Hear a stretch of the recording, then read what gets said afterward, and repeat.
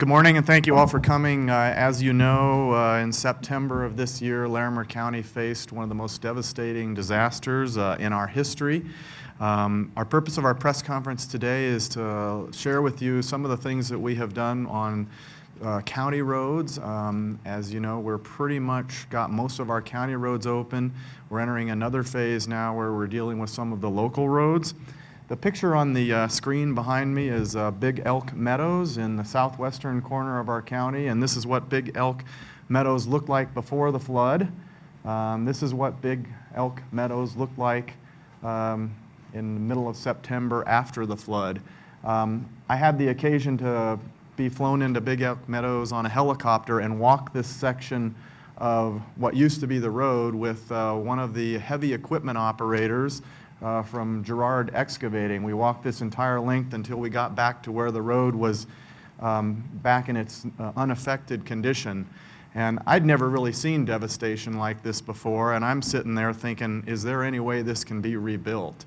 So I asked him, I said, can you fix this? And he said, oh, hell yeah. Without even thinking, that's what he said. And you know, that's kind of the spirit that built the West, and I think that's the kind of the spirit that rebuilt these roads. So I really like that guy, and I was just so impressed with his. So this third slide here is what was accomplished just in a few weeks later, and temporary roads were reopened. So to give us a closer look at our mainline roads and where we are today, I'll introduce Commissioner Lou Gator. Thank you, Chairman Johnson. So all of us got a chance to tour these roads and see the devastation as a result of the flood, and the work that was done by the state, and then I'm even more impressed by the county crews, has just been phenomenal. So on the screen we see, ready for the next one here, where we were in September, where we had just an incredible amount of damage. We closed 40 miles of mainline roads, and there were 33 miles of state highway closed. In just 12 weeks ago, we had all of that done. 65 bridges destroyed, $100 million worth of damage that we had to turn around. And it's just been incredible. And in a normal year, what we try to get done is we do normally 2 to 3 bridges a year and 1 to 2 miles of new roadway a year and kind of resurfacing. Our annual transportation budget is $20 million. Our normal general fund budget is $100 million, and we were going to spend that just trying to get our roads redone. So we've got now people, equipment at work. We've got just some incredible stuff that has been going on, the bridge repair, low water crossings, things that have happened to get these roads done. Things like County Road 43 to get into Glen Haven, getting in off of Drake, coming in and out of Estes, coming down out of Estes Park up the canyon once we had that access. So we're providing some really great stuff. After we got everybody rescued, the recovery efforts were underway. Our focus was to get access back to our citizens. From the get-go, this Board of County Commissioners was committed to getting citizens in and out. I made comments that they might be in by pack mules, but I think our road and bridge crew did far better than that, in that you can get your Honda Civic in there right now. So we hadn't planned on that necessarily. So our progress to date now, if you think about where we started and kind of where we are now, we've got 25 separate construction projects going, 45 bridges reopened, and then, like we say, 30 miles of temporary roadways. And some of these construction projects are permanent. We've got there were some cases where they just decided it was faster and easier to just do the permanent repairs. Now, most of the work is temporary. However, I have to admit the temporary roads are still pretty good. So look at where we are now. In just 12 weeks, we have 2 miles of county road unopened. And if you think, we started with 65 miles. And now we're down to 2 miles of county road that aren't open. If you compare these side by side, all of the stuff that was in the red on the left, that was right after the flood when we kind of got our initial assessment. Now if you look on the right, there's just a couple of areas, and some of those are because we want to do it. We've had some conversations with the landowners, and we're looking at a permanent solution there, so we've taken our time. There's nobody stranded in those, so we've been able to go a little bit slower on some of those. But the amount of work that's been done by our crews, our engineering department, our road and bridge crew has just been absolutely phenomenal. And like I said, some of these repairs are permanent. So we are excited. And of course, we have a lot more work to do. So Chairman Johnson, back to you. So this slide that you've seen before shows what the roads were at the end of the flood and where we are today. And I think really the effort that has been made by our road and bridge staff, by our county employees, by the county employees of many other departments, the health department, the planning department as well, has really been nothing short of heroic. And we want to recognize those folks as well for the fact that many of them have worked very long hours, 24/7, 7 days a week, without getting overtime, our salaried employees, at great sacrifices to their family, and they've been going at this for 2 or 3 months. And it's that kind of dedication and hard work of our employees that has really allowed that map that you to happen. Also, we've had some great contracting partners here. A couple of those folks were kind of on call for Larimer County. They were on those job sites before the rain even stopped in September. And our consultants and our other partners, this has been a really a fantastic opportunity to network and coordinate with other local government entities in the county and other partners to make this accomplishment a reality. So as Commissioner Gator shared with you, we've had great success on our county roads. Now a huge concern that we're dealing with right now is some of our local roads. As you know, there are many local roads that get into subdivisions and get into residences in Larimer County, and a lot of those folks are still affected. Now we're able to turn a lot of our focus on how do we help deal with some of those local roads where we can. And Commissioner Tom Donnelly is going to share with you some of the efforts that still face us on our local roads. Thank you, Commissioner. So, somebody has to be bad cop if there's some good cops. Somebody has to be the bearer of the challenging news, and so I guess I get to pick the short straw today. There's a poster to my left here, to your right immediately, that shows local road damage here in Larimer County. The red segments that you see, the red line segments, are public, non-county maintained roads that are affected by flooding, and 4.6 miles of road are reflected on that map. There are 6.4 miles not shown on the map. The blue are private local roads that are there, and there are 21 miles of affected private roads shown on that map. Larimer County maintained roads and roads that are in public improvement districts have been approved for FEMA reimbursement on repairs, but non-county maintained roads have not been okayed for emergency reimbursement. This is a big issue for us. Just the other day, I got a photograph from some folks that live in the Waltonia subdivision there north of, or west of Drake, between Drake and Estes Park. There was a 6-foot man standing in a washout in the middle of the road, and the road surface was above his head. So he had a 7-foot gash cut inside this county road. That kind of thing is not going to get resolved very easily. These are tough situations, and Larimer County's manager, Linda Hoffman, is going to talk about reimbursement by FEMA on these non-county maintained roads. So Linda, come on up.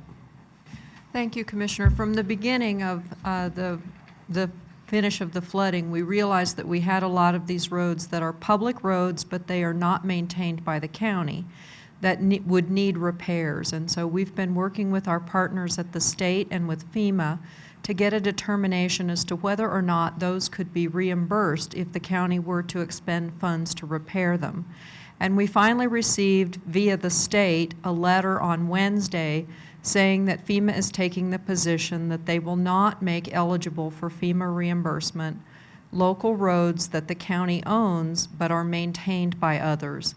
And so that's a good thing that we actually have a decision, because now we can begin the formal process of appealing that decision.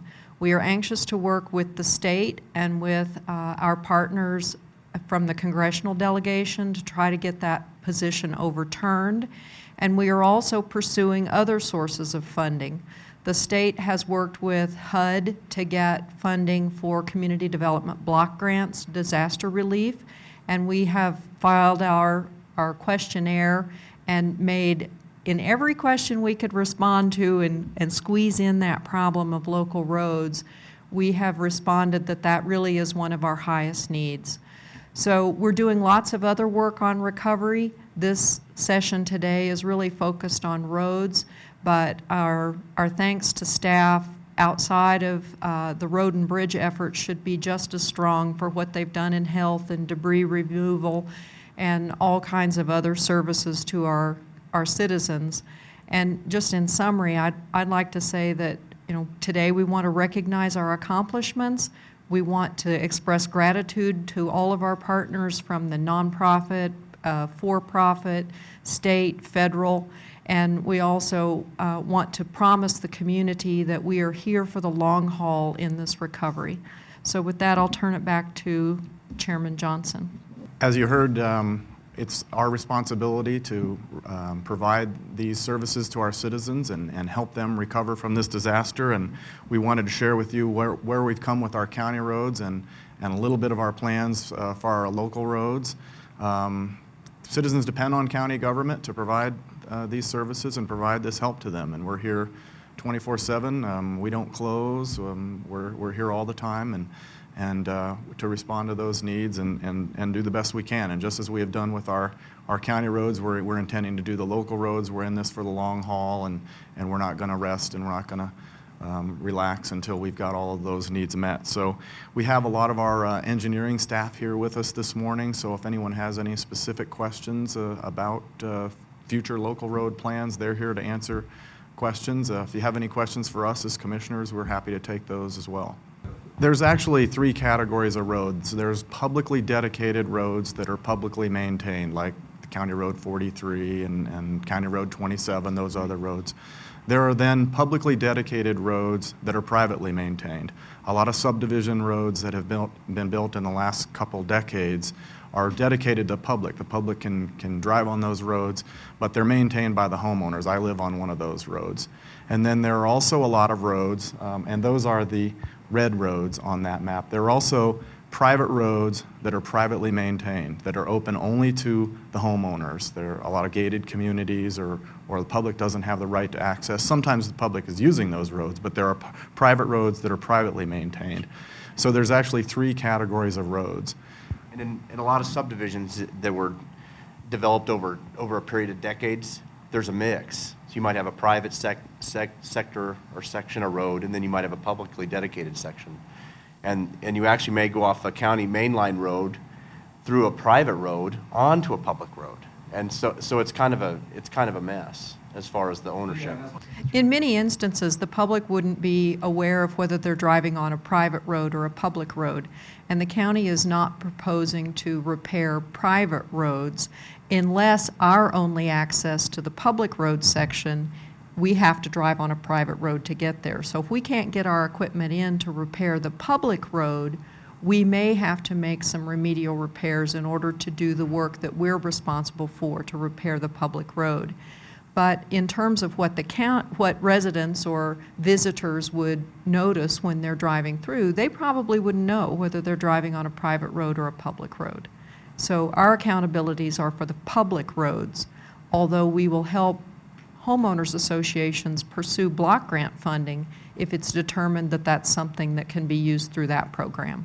So an example of one of those roads, maybe engineering would be better at pulling a representative example than I would be. After that, so our obligation is to the public road, but if the private road is washed out and we can't access the public road, how do we maintain our own road segment, you see? So that's where the rub is, I think. I think that's what you're talking about. Roltonia, the subdivision right here, this is an area where there's a lot of, where it goes back and forth, where different phases were platted in the 40s and the 60s and the 80s, and where you have some of that weird situation where it kind of blends from from public to private to public to private, and the road damage is uniform throughout. I don't think so, but I think it's probably unique to the West.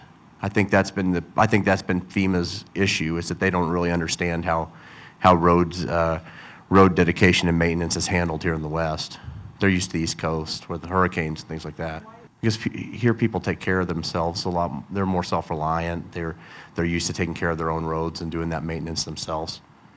That's my take. If somebody else wants to say something different. Linda, do you want to say something? We've reached out to our 2 neighboring counties that also have a lot of flood damage, Weld County and Boulder County. In Weld County, they have a lot of these kinds of roads, but they don't have any damage on roads of this type. Boulder County has a lot of public roads that they just don't maintain. And so the public that uses that road have come together. You know, they have a potluck supper once a year. They throw money in the pot. They buy a load of gravel. They repair the road. And so they have a similar problem. So we're working with them and our congressional delegation to do what we can to get FEMA to reconsider their decision. Over time, some of these roads date back to their construction in the 20s. And at that time and since then, the county has been very aware that we have limited road resources.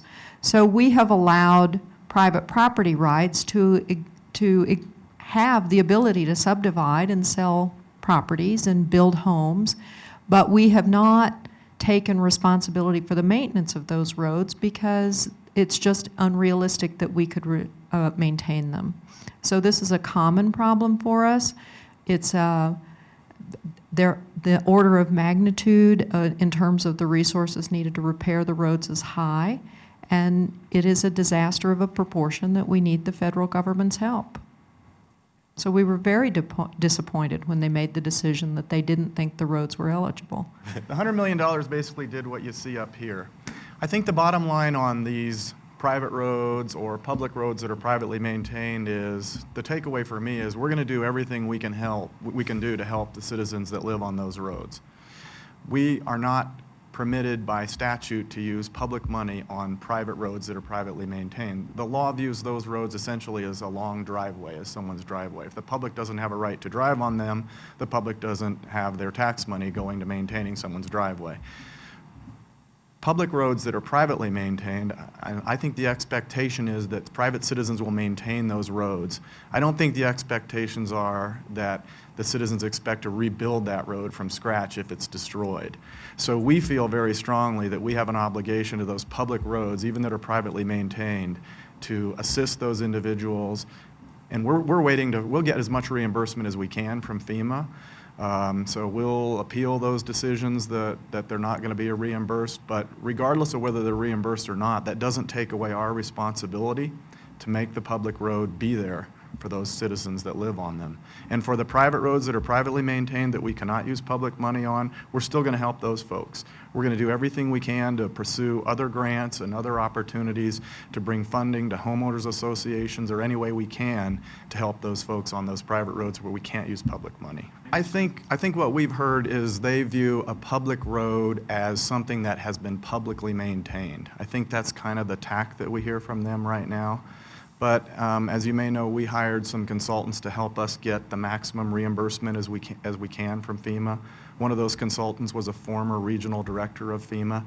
So we have hired some help to help us navigate through the appeals process with FEMA. And I think we're just going to explain to them how those public roads that are privately maintained, how that works in the West, where we have vast different distances and people have just had those kind of roads. We've constructed those kind of roads and we don't have the resources to maintain them. That's kind of the way things work out here. So we're going to do everything we can. We're going to involve our congressional delegation as well and try to go through an appeals process and get as much reimbursement as we can with FEMA. That's kind of our problem, is how do we get paid back? Our responsibility is to help the citizens, and that's regardless of what reimbursement we get, that we still have that responsibility to rebuild those roads for citizens, and we're going to do that. We have, and a lot of them are in the Glen Haven area. Commissioner Gator and I toured some of those roads on a little four-wheeler ATV. We held on really tightly. In many cases, the river got down onto that road. So the river is up here. The road has been eroded down 6 feet now. So we basically drove on the river, which was formerly the road. Some of those are passable by ATVs. We had a gentleman come in yesterday from Glen Haven to our hearing, and he lives at the end of one of those blue segments on that private road, privately maintained, that was passable with an ATV before the winter freeze happened. The other thing that's happening to some of those folks is now that the water's flowing down their road and it's freezing, the ice is creating barriers and it's making it even more difficult. They're very concerned about emergency access. There's about 12 people that live up in the Glen Haven area, and the volunteer fire department up there feels a responsibility to let those people know, it's going to be hard for us to come get you. One of the gentlemen that lived at the end of that blue road told us something interesting. He said in the 3 months since the flood, he's lived in 21 different residences around town because he can't get back to his. So, you know, folks, they want to get back to their home. I mean, they love Glen Haven area. They love the rural areas. That's their home. They've lived there for years. That's their security. That's their home is their castle, right? So they want to live there if they can. And I think, you know, with winter coming on, a lot of people are really in a tough situation, and it's getting tougher for those roads. So we're going to try to do as much as we can, even this season. There's still some things we can do and put in some low water crossings on roads that we have responsibilities to, that we've asked our engineering department to go forward and try to do as much work as they can, as long as the weather holds out. The private roads that are privately maintained are going to be a tougher issue, and it's going to take a while to get resources in there. It's going to take a while for those local homeowners associations to work on those roads. It's going to be very tough for those people. There's no doubt about that. There's no escaping that reality. But we're going to do everything we can to help those folks. Yeah, I'll ask our engineering folks. We hope so. We hope so. A lot of these roads were put together very quickly, and the goal was to get people's access. And so they weren't designed to last very long. A lot of it depends on the spring runoff, for example. And some of the low water crossings, we put in culverts, you know, covered them with dirt. But who knows how much water is going to flow down those culverts in the spring. So the goal was to get people access before the construction season ended, to get people back to their home, with the reality of knowing that we were going to have to come in next spring for the next construction season in 2014 and 2015, in many cases remove all of that temporary work and engineer what was needed for a more permanent solution. So I think what we've seen is they're holding up very well. We're hoping that's the case. We really don't know what the spring runoff's going to be. So there may be some problems with some of the temporary roads, but that's the reality of the best job you can do when you try to do something quickly on a temporary basis. So Mark, would you elaborate on that? Mark Peterson, I'm the county engineer. As Commissioner Johnson said, really the intent was to provide a service that could be maintained and could be left open to the traveling public for the entire year. We know it's going to be, as Commissioner Johnson said, an ongoing process to maintain these facilities. We're going to have to continue to do work on them, to revet them, to protect them from runoff, and to transition from a temporary surface into a permanent repair. And that's going to take time. But the intent is to make them fully usable through the winter season. And we took them as far as we could, you know, immediately to get them open, and then we'll continue to maintain them from here on out. Not currently. I mean, we've taken a look at one alternative to locating the road on County Road 27 in a different location. So we've had discussions with property owners and explored alternatives. That's currently a section of roadway that's not open. It was not completed. There are a number of culvert crossings, and it's through an area called the Narrows on the Buckhorn. So we're examining alternatives. We're going to go from really having a road that's currently closed to doing the permanent repairs there. That's mainly the Buckhorn. There's also a piece of County Road 29, just north of US 34. And it's an approach to a bridge that's washed out.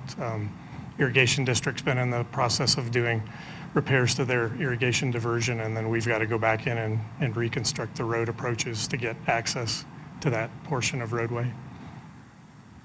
But by and large, no. I mean, we're out to restore the roadway network that we had. So your question specifically is about roads that are privately owned and privately maintained? Yes. Our first strategy was to work through the individual assistance program at FEMA, because what they do is they give money to families that have lost property or value of some kind. And we had tried hard on that front, but that has not been very successful. But we do think that if the state is able to acquire sufficient block grant funding, that some of that money might be available to private road associations for private road repairs, and those would be grants. So we're first pursuing those options. It's my understanding that some private road associations sought Small Business Administration loans and were denied. So this is not a situation where we're going to try one thing, two things, and give up. we're going to try as many things as it takes to find some kind of a solution. My guess is, Kevin, we would probably not be permitted to lend public money to a private individual for a private purpose unless there was a public purpose. My sense is we probably would not be able to do that. Yeah, you might want to speak to the prioritization list. We actually were just asked recently by the state what our priorities would be in recovery from here out, and we gave them quite a long list, as you can imagine, of priorities. Do you want to go through that? In the questionnaire, the state sent out gathering information for how to prepare their action plan to use the block grant funding. One of the last questions was, what are your priorities? And we came up with 3 broad priorities, and then we gave examples of the kinds of projects that might fit within those goals for each of those 3 priorities. And I can simply make that information available to you rather than trust my memory. I mean, the top one was protecting public safety and health. So access for emergency services, I think, fits in with the local roads as well, so that would be part of it. Access to property was second, and direct support to residents, and including access to recovery information and resources was a third thing. So I think both are first and... The long-term ones are broader, and you may not have the... Yeah, the top long term was to honor and enhance the spirit of communities impacted by the flood. So I think that would be involved in that. Rebuild in impacted stream corridors so as to simultaneously respect private property rights and protect long-term safety. And third was to expand emergency management and recovery capabilities within Larimer County. Thank you very much for coming.